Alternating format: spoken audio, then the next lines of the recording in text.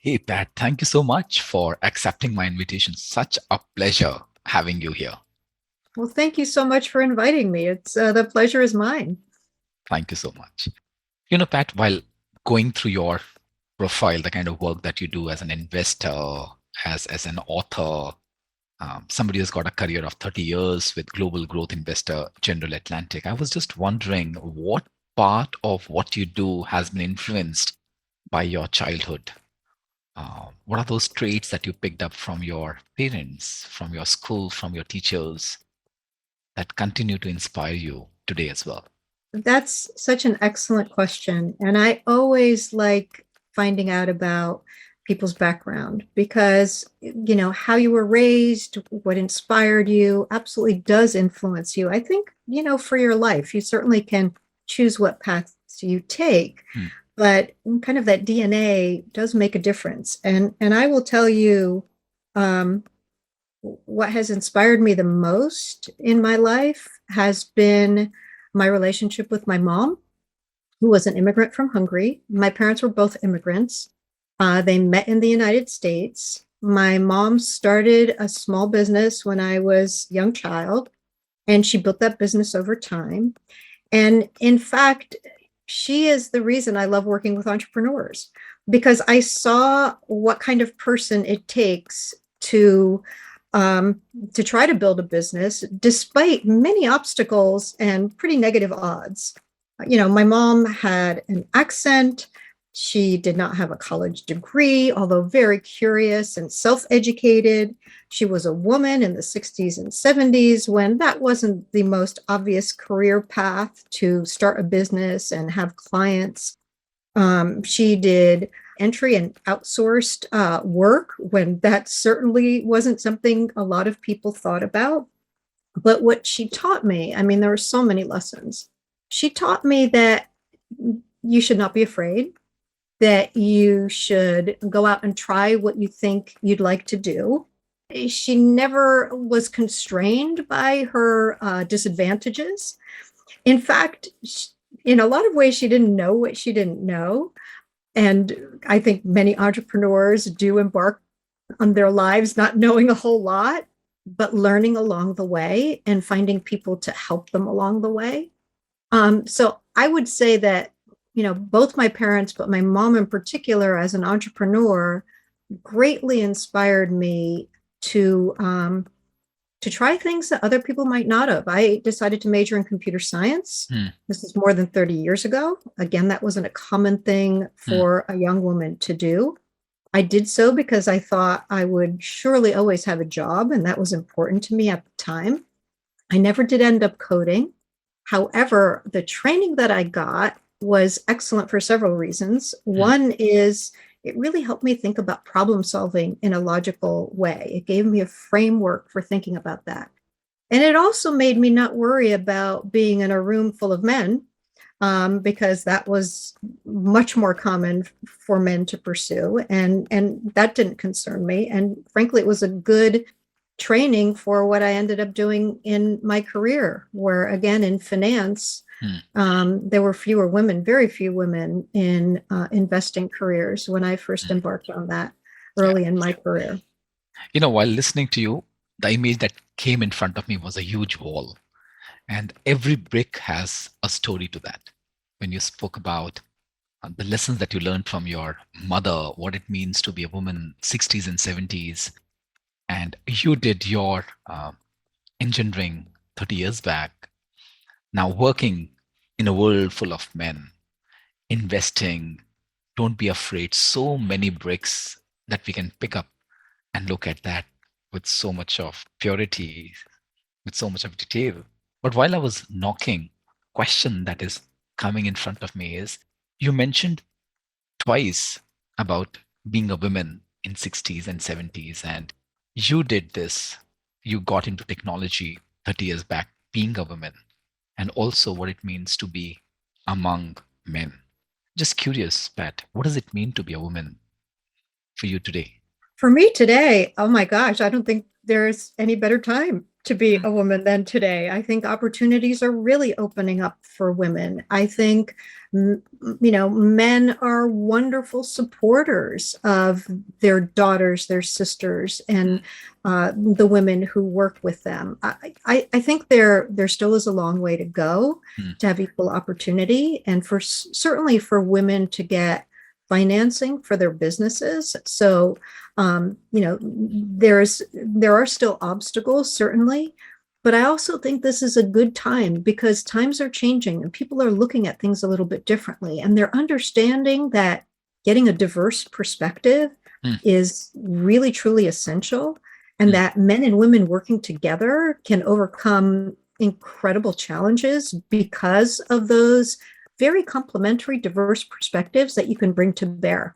Hmm. And I think those people who take advantage of them, Hmm. both at a company level when starting companies, to make sure that there is a diverse set of not just expertise, but perspectives on life and experiences brought to bear, but then also in corporations as Hmm. people continue to build and manage others, and then at a board level. I think it's really essential, and there have certainly been great strides on that. And, I know incredible female board directors who've done marvelous things on behalf of the companies, that they serve.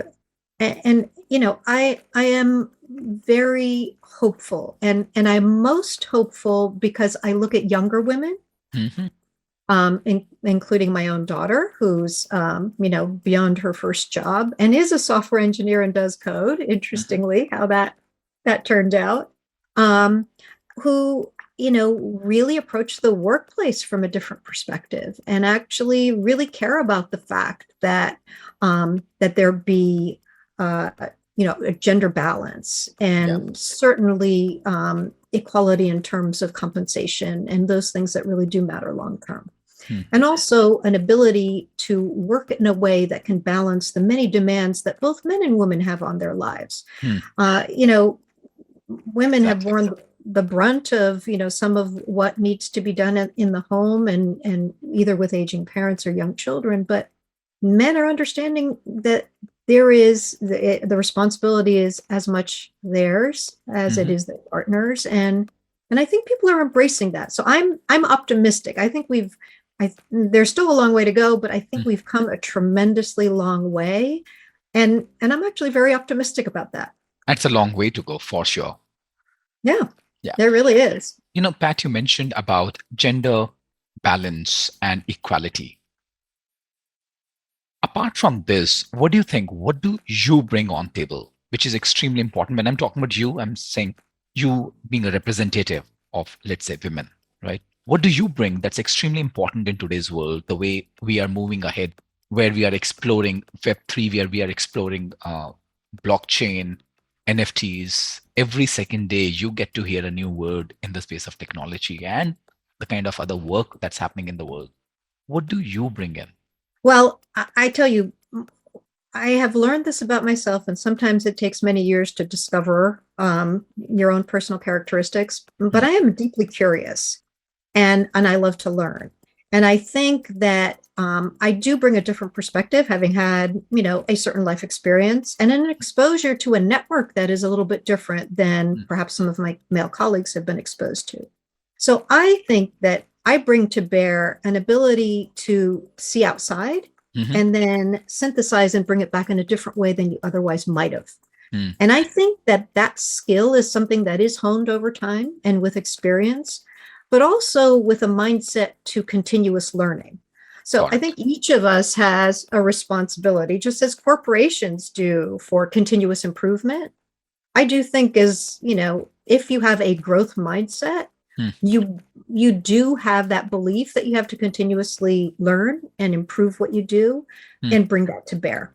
Yeah. And Yeah. kind of expand your network in a way that helps you deliver on that as well. Yeah. Thank you, Pat. So you spoke about curiosity, then you spoke about perspective, then you spoke about the kind of network that you have that might not be accessible to other people, and then you spoke about the growth mindset, right? Interestingly, while I was going through uh, your interviews or the kind of work that you're involved in on several media and publications, I realized on several occasions you have spoken about that people you meet can change your life. Just curious, why do you say so? And who are those people in your life that you have encountered who have changed your life for good? That's a great question, and I think that so many people can point to people who've truly changed the course and trajectory of their lives. Mhm. And the obvious one for me are my parents, my mom, certainly to inspire me. But then after that, some of the people who've changed my life came into my life through serendipity, as opposed to my proactively seeking them out. And I love to tell the story of my first job. I actually, out of business school, I had taken a job for the summer between my 2 years at business school, and a week later received a letter from a firm that I was not familiar with at all, asking me to come and interview with them.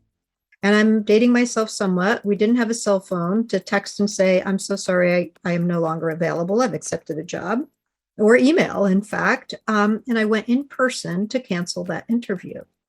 And in the process, ended up meeting several people who, in fact, did change my life. And I think there are so many lessons from that. I met somebody and he said, "I understand you have a job. Come talk with me anyway. Come meet my partner.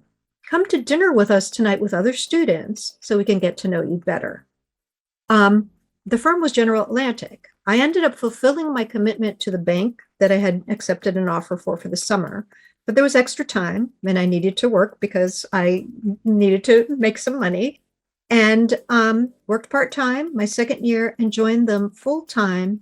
And I was with them for nearly 30 years. So, serendipitously, by showing up in person to deliver a message and doing it politely, and then being open minded to continue a conversation, even though I didn't know where it would lead. So Mm. there was a bit of trust involved there, and actually very much enjoying it, which is what I think led to the fruitful next steps on that, Mm. made a huge difference in my life. Beautiful. And in my career, so many times I met people who I didn't know I would meet again Mm. and again and again. And, I could tell you several stories about, the CEO, for example, who Mm. we ended up making an investment with. And I had interactions with him over the course of many years and then lost contact with him. Mm. His business was sold. I had done different things and then regained contact probably a decade later, Mhm. just because I happened to be in town and I wanted to say hello. And he invited me to join him for his annual birthday bike ride, where he rode his age in miles. He was 75. Mm. Mm. And since then, I've done that ride with him several times with my Wow. husband and I. We've become closer friends, not just business colleagues, Yeah. but Yeah. actually genuine friends. He gave me unbelievable encouragement when I thought about writing my book. His prior history had been as a publisher. Mm. Someone that I met long ago and certainly impacted my life greatly as a Mm. young professional, Mm. changed my life again later on in my life. And who Mm. would have ever predicted or known that? Just But one it conversation. required, right, it required staying in touch. It required my outreach to say, "I'm in town. I'd Mm. like to say hello." Yeah. And I really encourage people to do that, to, Yeah. go back to old connections, rekindle those relationships. Mm. Wow. Thank you for sharing that. From where I'm looking at, I can get into three different passages. One is you spoke about when you're talking about meeting people and making sure that you stay connected. So, how to stay connected? That's one of the questions that's coming to me. Another question that you spoke about is when you meet people, it could be for dinners, serendipity, right? How to make valuable, mutually reinforcing conversations that stay with you. So, that's the second question. Third question, you mentioned about writing your books. I would love to know more about what was that point when you decided to write Meet 100 People. And the fourth one, especially in the hybrid environment, how do you ensure? Because water cooler conversations are not available to you. But I Hmm. personally feel those water cooler conversations help you to bring that bond together. how to ensure that we continue to build relationships in this kind of environment? Those are all great questions. Let's start with the first one, which is how do you stay in touch with people? Yeah. I think of the whole process as of meeting people with 3 C's is what I call it. Mm-hmm. First, you have to commit to it. Mm-hmm. Then you have to connect with someone and find some mutually interesting shared interest experience. And then the third leg of that stool, which honestly is essential, is the continue piece. How do you continue the conversation? And I think being mindful of how to continue that is essential in the very first moment in which you connect. And to find something that you do both very much enjoy. And it could be something that's professional. It could be highlighting to someone articles or suggesting conferences or meetups, or in fact, other people they should meet.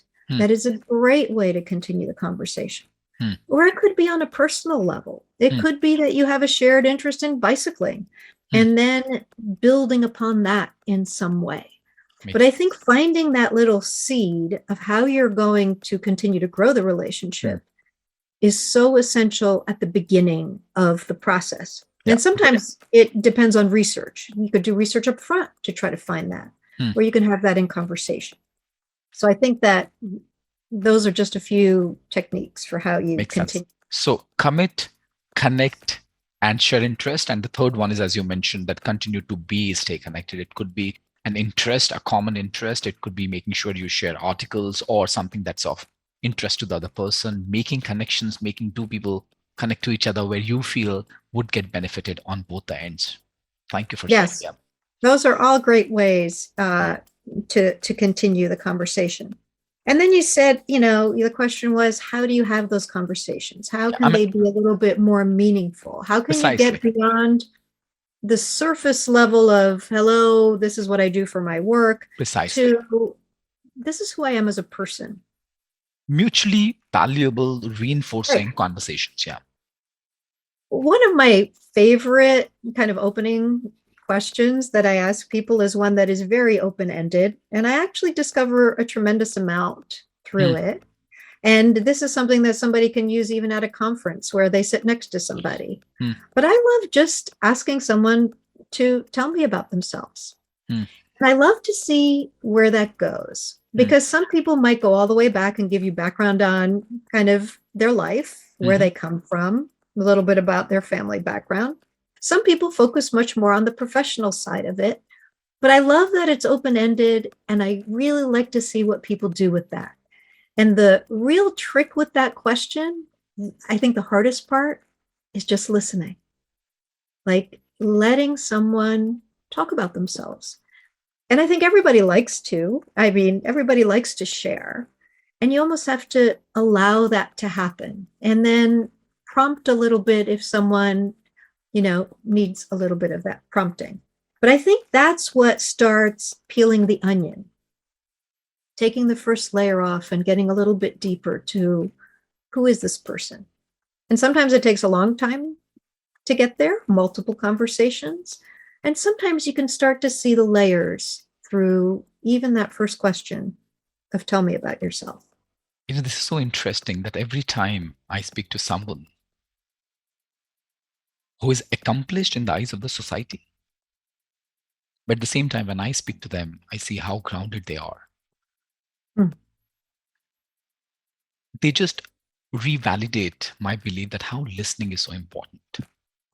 I often share with people that I work with that listen to the other person as if you're listening to the universe, as if you're listening to nature, as if you're listening to God.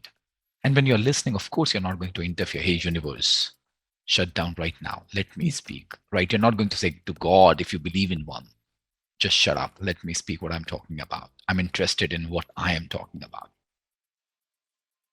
I personally believe when you have to engage in valuable, mutually reinforcing conversation, listening is important. And I would like to connect it with what you spoke about in the initial conversation that we are having right now. You spoke about curiosity. I believe that unless you have the seed of curiosity, You'll not be genuinely interested in the other person. Is there any way, Pat, that could help me to pick up that curiosity, to build that curiosity? I think that's a really good question. I've thought about that a fair bit. Can you train for curiosity, or is it innate? What sparks it? What like brings it out in people? I actually think it goes back to this question of a little bit of self-awareness and trying to understand what gets you excited, what makes you happy, what, what does intrigue you. I think human beings as a species are curious creatures. We couldn't go from our early days as babies and children and teenagers to become productive adults if we weren't curious, if we didn't want to try something new, if we didn't mind stumbling and falling and then getting right back up again. So I do think every one of us has seeds of that. For some people, because of the environment they may have been placed in, that might have been stifled. For others, it's allowed to bloom and blossom. I think, children who are put in libraries with lots of books and encouraged to read, I would think that that would promote a level of curiosity, or conversation where you ask people questions and you force them to think a little bit Hmm. more, and ponder the world around them. Hmm. I actually think engaging in certain activities helps build that curiosity, and it makes Mhm. you look at the world a different way. Hmm. So in the last 5 years, I've taken up painting. I don't have Mhm. any training. It is something I've always wanted to do. But as I've told you, I studied computer science and finance. That is not painting. And yet there was a desire for me to do that. And I will tell you what having embarked on something brand new and unknown to me has done for me. Mhm. It's made me look at the world in a very different way. Hmm. I actually look at colors and light and perspective and shape differently because I've started to paint and tried to create some of that and create the feelings around that. So I encourage people to do something a little bit different that they might not have done, because that could open their perspective on the world and perhaps Hmm. increase their curiosity. Just curious now, since we are speaking about curiosity, Pat, having explored the world of painting for yourself, and you said that you did not pick up a paintbrush in the past. That's what you mentioned, in fact, last time. Just curious, what are you getting to know about yourself Hmm. that you did not know earlier? Oh, I think life is all about learning and learning more about yourself. And so many things are revealed to me in the new things that I've tried. I will say I was inspired to paint because of my daughter, who Hmm. was studying computer science and suggested in college that she wanted to take a painting course. Hmm. And my initial reaction was, why would you want to do that? I Yeah. mean, there are so many great computer courses. You could paint later in your life, like focus on the hard sciences. And fortunately, I didn't say that. Hmm. I instead, and my husband and I both said, well, tell us why you'd like to do that. And she said, because it helps me code. Because having a blank canvas and thinking about what to put on it makes me think differently about my coding work. Hmm. And that's all she had to say. Because that to me was the most compelling thing she could have done, and how this one brain activity helped the other part of her brain be more effective. Yeah. And that's what first made me think, I've always wanted to paint. I've wanted to try it. Hmm. Why don't I try it now? I've always said you could do it later, and I never have. Hmm. And so her journey in doing that inspired me to try something that I didn't have a hand in. And I learned that, you know what, I actually really enjoy it. I can lose myself in it. And, Hmm. the flow that is talked about was something I experienced in starting to paint. I felt it to be calming to me, which Wow. again was a discovery. I did not know that about myself. I didn't know that I needed that form of expression to kind of go down a path I've never been down. It's almost like, you're on a hike, and, you've been going down one path and all of a sudden you decide to meander down another one to see what's there. And that's how I feel about it. What a beautiful explanation, Pat. Thank you so much. And I loved it when you said that I can just lose myself. and it's a sense of expression for me. And as I often share, that expression is one of the three basic desires of a human soul. And coincidentally, the second one that I believe is connection, Mm. right? So the music that I can listen right now, it's so validating for me. And I'm just loving this conversation and I'm losing myself in this conversation. And I am too. And that's what's fun. And most people don't fully appreciate that when they're building their network, the goal is to have conversations like this. Mm. The goal is to meet another person and find a way where you can really be in sync and not just learn, but share mutually. And there's something really special about that. That brings me to the fourth question. I personally believe that relationships are built by getting to know each other. When you learn and when you share, I believe those, those wonderful, casual water cooler conversations add a lot to build that bond. Now, how can we create the same experience? That sort that thing in the hybrid work environment that we are living in. What are your what's your take on that? Sure, I completely agree with you that the water cooler conversations, that the bumping into somebody else in the lunchroom, that the serendipity at the elevator banks all matter. They really do. I can't tell you how many times in my career, like important things happen when I bumped into someone in an elevator bank or the elevator lobby that I would not have seen otherwise. And so, I call that serendipity, being in the right place at the right time, whatever it is. And in the hybrid world, it doesn't happen naturally. It's a little bit harder to replicate, but not impossible.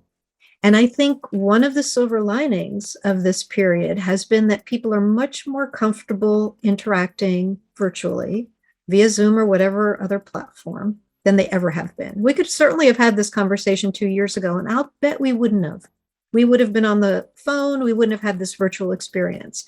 And by having the virtual experience, I actually do feel connected to people. It's not 100% like in real life, but it's pretty close. It's 85, 90, sometimes 95% of the experience. In fact, I met some people who had only met with virtually for several months this summer, and I met them in real life in the fall. And honestly, I felt like I had already met them. When they said, "So nice to meet you in person," I had to step back for a moment because I thought, but we have met in person. Interesting reaction. And I'm curious if other people have experienced it too. But sometimes you can feel that. But how do you then create serendipity, not just relationships virtually? And I think this is where you have to be a little bit more proactive. And I think this is easier for some than others. I think people in leadership or management positions can create that and make that happen. They can have virtual events, virtual coffees, virtual lunches, virtual times to share, even if it's for just 15 minutes, let's get on and talk about something personal. But it's harder for junior people to do that. It's harder for somebody just starting their job, honestly, not because it would not be well received, only because they're holding themselves back. And I would argue when you're just starting out or you're starting a brand new job, your first 30 days give you the best opportunity to reach out to almost anybody in the firm and say, "I'm brand new. I'd really like to learn from you. Would you spend 15, 20 minutes with me and tell me about your career? Tell me about yourself. Tell me about keys to success. Tell me about what you look for in people and who some of the best people you've worked with are." I mean, I could think of a whole host of questions I would ask someone if I were brand new. And that simulates it. It's not perfect. It has to be scheduled. It has to be, deliberate. Yeah. But it can be effective. It can be very effective. And geographic barriers no longer exist. So you cannot have a water cooler conversation with somebody who's on the West Coast if you are based in New York. That's hard to do. Yeah. But the hybrid world, it doesn't matter where you are. You can always have virtual coffee dates. You can. I highly, highly encourage people to not eat alone at their desk. tie somebody in, have mm, lunch mm, virtually. mm, It mm. counts. The relationship building part can be done. Yeah. If building connections and building network is so important, what do you think? What stop people to invest time, money, energy, hopes in that direction? I think the main thing that stops people from my work and my research is their own either fear or self limitation, lack of realizing that it should be a priority. But I actually think the fear is real, and especially for younger people and people just starting out. And the fear is several fold. The first fear is they're afraid they will reach out and they will be rejected. And there is nobody who likes being rejected. And what they don't understand is that they're already rejecting themselves by having that mindset. So why would you reject yourself? Why not at least give it a shot? And if you thoughtfully give it a shot, like within 30 days of a brand new job, the Mm, chances of it being rejected are much lower. mm, And if by chance you hear crickets, nothing at all, or somebody says, no, I can't do it at this time, mm. it's really generally not about you. It's a little bit more about what they're going through. And you have to have the perspective that other people are incredibly busy. They may be having professional or personal challenges. And if they do, in fact, say no, which is like the worst thing that everybody fears, it's okay.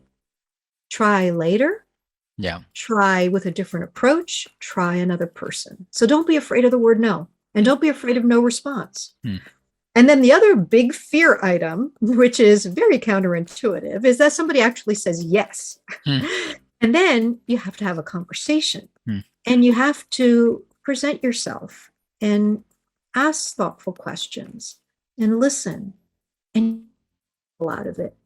And I think if you're not practiced in that, if you're just used to using your phone and you don't have this interaction either virtually or in real life, it's kind of new. And just like anything new, you don't get good at it until you do it a couple of times.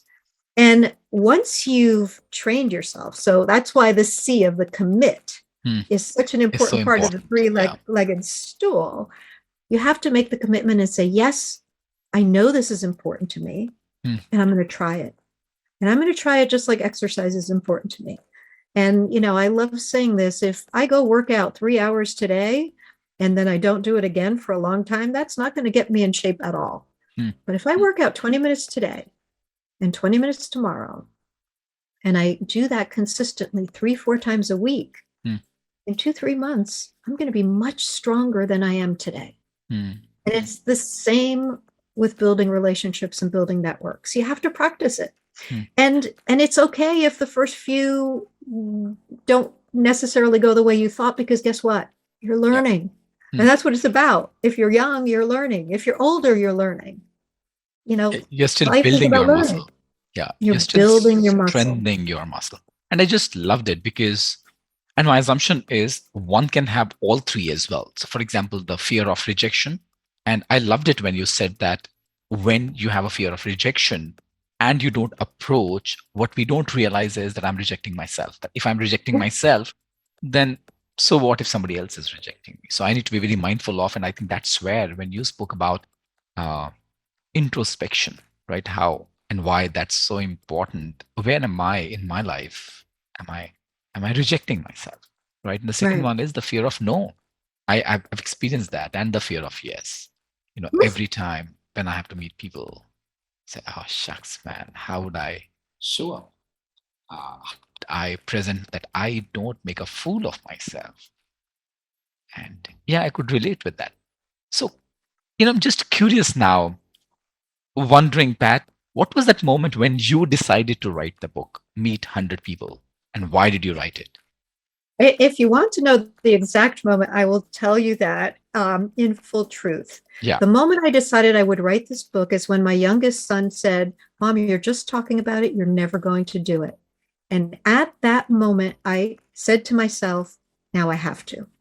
Now I have to write this book because I have been talking about it. I actually did put it out into the universe. I told my adult children, my family, that I was going to do it. And my son called me on it.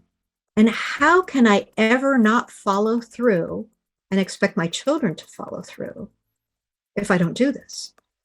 So the exact moment when I said, I'm going to do it was then. And I told my son, okay, I am going to write this book. And I promise you it will get published before you graduate college. And that gave me 9 months. Mm. And I did Wow. it because I had to show my own children, I had to show the couple of people that I mentioned this to that I can follow through on something that I wanted to do. And the three things that inspired me in the first place to write the book, which is a little bit separate, I really wanted to write the book because I wanted to create a how-to guide, a very specific tactical guide that I wish I had had when I was first starting out. Mm. So, first of all, it was a way to pay it forward and to help others where I wish I had had that. I know it would have helped accelerate my career and opened my eyes even more broadly than I experienced. Secondly, it's advice that my children had been given by others and I had given to young professionals that network is really important. And I had seen it in my career, how my colleagues who were very good at building relationships and networks had real advantages. They were able to progress in their careers so much more rapidly than others who were a little bit more shy about that. And then finally, I had a great network at my former company where I was for 30 years. And then I decided to go and do something very different, to invest in and advise growth companies, much smaller companies than I had previously been working with. And guess what? People weren't knocking on my door. And I don't think anybody should expect people to come to them, although some do. I had to build a new network. I had to, after a long career, reach out to people, talk to people, build that network. And it bears unbelievable fruit, I will say. It really makes a difference. And even the journey, once the book was printed and published, kind of reinforced that message to me time and time again about doors that were open to me with respect to the book that I didn't expect. The fact that I'm doing podcasts, I would not have expected that. I did a TEDx talk, and it happened because a young woman I was giving advice to a few months later followed up with me and said, there's a call for speaker on TEDx. May I nominate you? What a great follow-up. What a way to continue to build that relationship. I speak about Victoria often because I wouldn't have had that opportunity had she not directed my attention to it. And it's an incredible gift that she gave me when that wasn't the idea of our meeting together. The idea was for me to give her advice, and she did get her job that she wanted, but she gave me a beautiful gift, and I'm forever grateful. While I was listening to you, when you spoke about, you started with that how when your son asked you, Mom, when are you writing a book? You said to yourself, now is the time that I have to write a book. Right, because I had talked about it. I had told him I'm going to do it. And he said, I don't think you're going to do it. You're just talking about it. It's not enough to talk. Yeah. And then you spoke about how you wanted to give back to the society, how you wanted to create a piece of how to guide for other people where they could build network and make genuine connections. On several occasions, you have spoken about that how network and building connection can actually help you get your funding, raise fund, and it can also help you get access to relevant information when you meet right people. Interestingly, when you spoke about your son, your energy shifted, right? Just curious, Pat, how did that episode change your relationship with your son? And how did that episode change your son's relationship with himself? Such an insightful, interesting question. Well, honestly, no matter what I accomplish in my life, my greatest accomplishment, I hope, are my children and the contribution that they can make to society. It's always been incredibly important to me that I raise good, kind children and that they perceive the world and have values that, that I'm proud of. And so for my son to challenge me like that, I thought was so very appropriate. and one that actually really put me over the edge to deliver on something I said. I'm very much of a believer, if you say something, do follow through. Follow through is one of those skills that so many people lack. They may say it and then not do it. And, frankly, that's not helpful in either a professional or personal setting. And I wanted it to be another lesson for my children who are adults. And honestly, as a parent, I think you parent until you're breathing. But to show him that, I will follow through. This is a bit of a mountain to climb, but I said I was going to climb it and I want to do it. And I actually think it showed all three. I have three adult children, all three of them, that, what, she said it, she did it. And that is, something to emulate. If you say it, you should do it. So I think it strengthened our relationship is the net answer. I'm hopeful that it did. That was the goal, in part, is to show them that, if you set a goal, do it. And any glimpses that you've noticed that talks about the shift, the relationship that he has with himself? He started a new job recently, and I think he has been inspired by this idea of building networks. He has kept track. He is meeting people. He is outgoing. I think it's made a difference in his own perception in his own life. And honestly, it has been true for so many of the people kind of in my circle and around me. I really do passionately believe it. And I think I have, and I hope I have planted seeds of inspiration. And honestly, that is incredibly gratifying. I'm sure. Listening to you itself was so profound.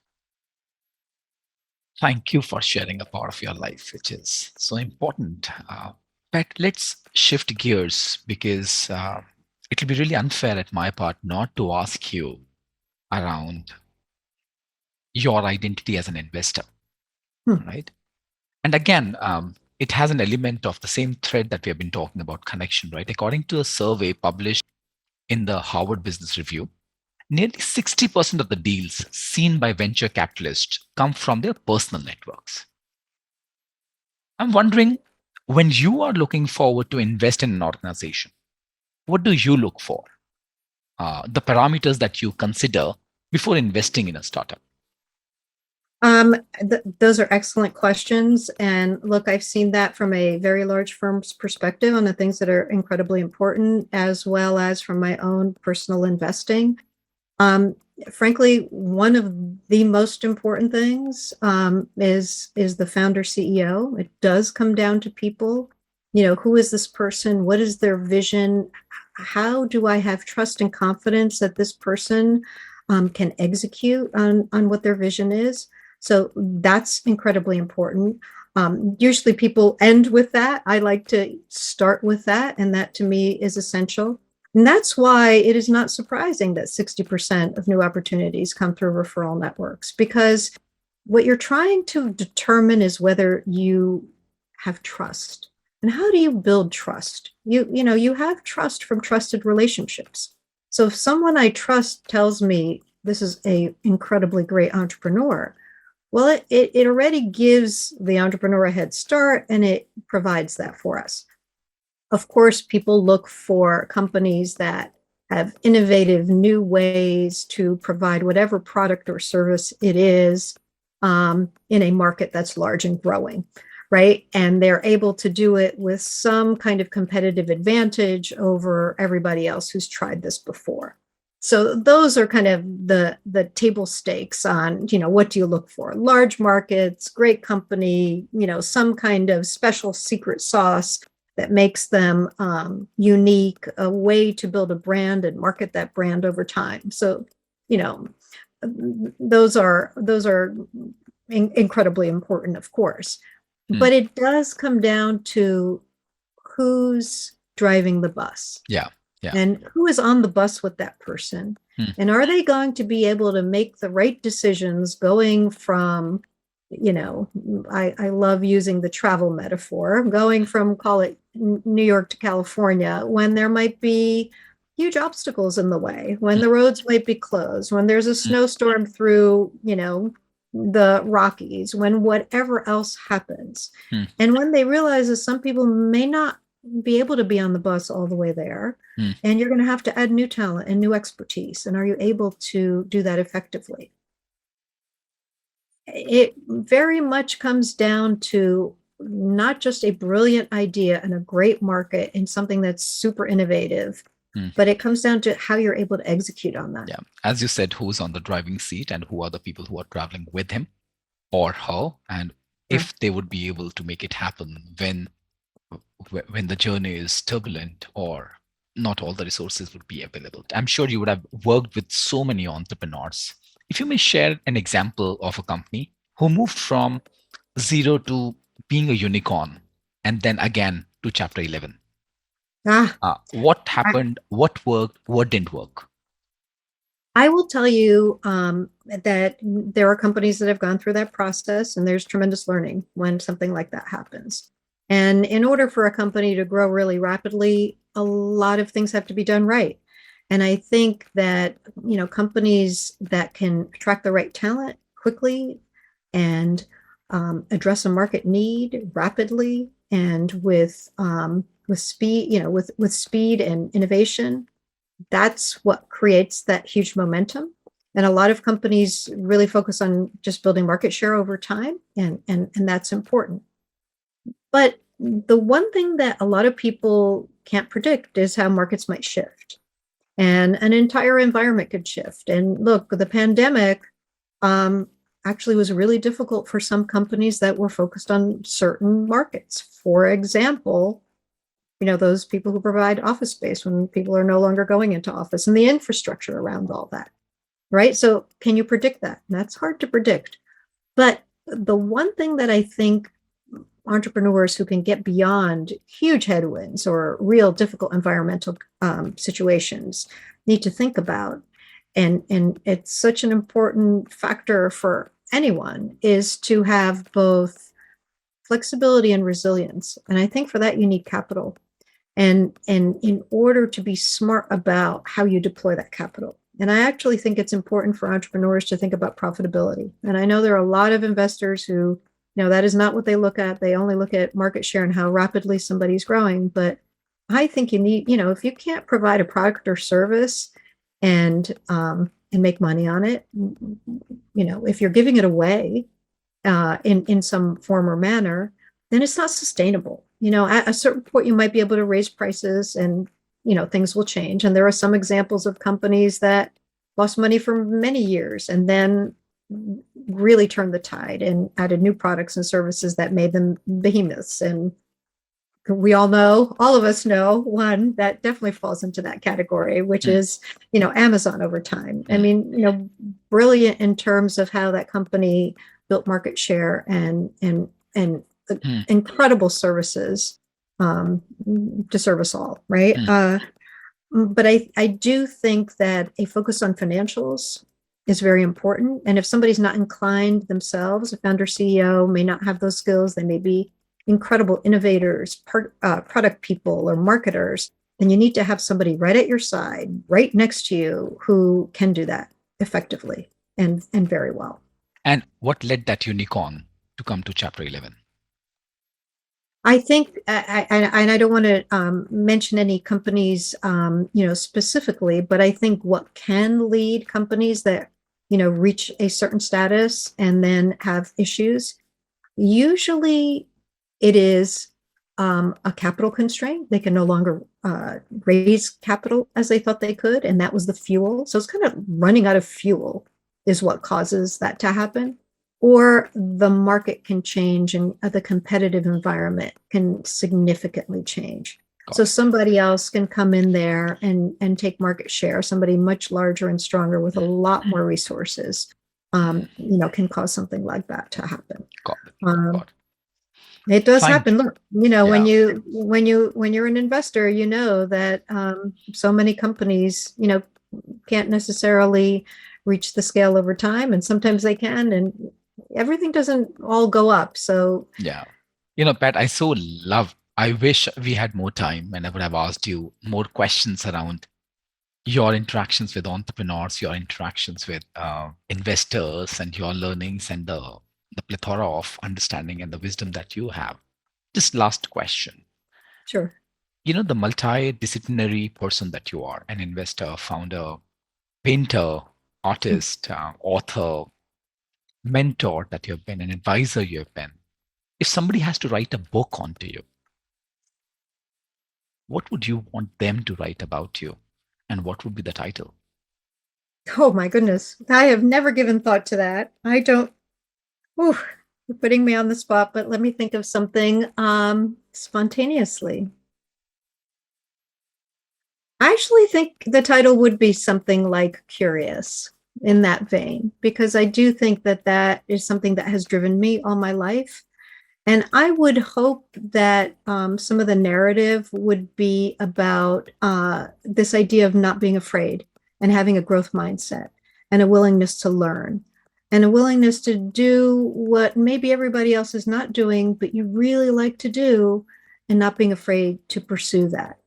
So, I really want to inspire people to be grounded in themselves and not to focus too much on what's on social media, what everybody else is doing, what others think is cool or successful or whatever, but to be a little bit more introspective and pursue your own path. Maybe that would be the title. Pursue your own path. Pursue your own path and some part around curiosity. Be curious. Be Uh, curious. yeah. If there's one thing that I can take away from this conversation, Pat, I think that would be connection. And I've always believed that human brain, the human mind, is wired for connection. It's only under threat that it gets rewired for protection. And only if we can keep an open heart, if we can be curious, if we can have that growth mindset, if we can look at this as an investment of time, money, energy, and hope, I think the world would be a good place. Because as you mentioned, when you bring these two people together, you get joy. You find yourself much happier when you see two people that you have been instrumental in putting them together. Right. So thank you so much, Pat. What a pleasure listening to you. Well, Thank you thank you so so much. much. I really enjoyed the conversation. Truly my pleasure.